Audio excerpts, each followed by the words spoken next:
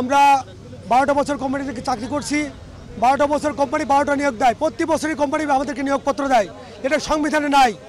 আমরা 12 বছর চাকরি করছি, কোম্পানি কোনো বেনিফিট নাই। আজকে চাকরি চলে গেলে কালকে আমি নিঃস্ব। আমরা এই জন্য আমাদের প্রাণের দাবি এবং সরকার থেকে যেটা আমাদের সম্মতি জ্ঞাপন করছে, সচিবালয় থেকে আমাদের অনুমতি দিয়েছে, আমাদের দাবির ক্ষেত্রে তারা একমত এবং তারা লিখিত পেপার দিয়েছে কোম্পানির কাছে, কিন্তু কোম্পানি মানছে না। আমাদের দাবি 2012 সাল থেকে আমাদের এক নিয়োগপত্র, যে নিয়োগপত্রের মাধ্যমে প্রিভিয়াস 12 সাল থেকে এ পর্যন্ত কোম্পানির সকল সুযোগ সুবিধা, কোম্পানির লভ্যাংশ থেকে শুরু করে গ্র্যাচুইটিং, প্রভিডেন্ট ফান্ড এবং আদার্স যে দাবি দাবা আছে, সকল দাবি কোম্পানি পূরণ করবে। এই জন্য আমরা এখানে দাঁড়িয়েছি এবং আমাদের দাবি 1, 2 করে 22টা দফা কোম্পানি যদি আগে করতো সেটা আমরা মেনে নিতে পারতাম। আমরা সর্বোচ্চ পর্যায় থেকে আদালত থেকে 22 দফা কোম্পানি সরকারকে অনুমতি দিয়েছে আমাদেরকে, যে 22 দফা আমরা প্রাপ্য এবং কোম্পানিকে জানিয়েছে, কোম্পানি সেটা টালবাহানা করছে। আমরা চাই এখন 22টা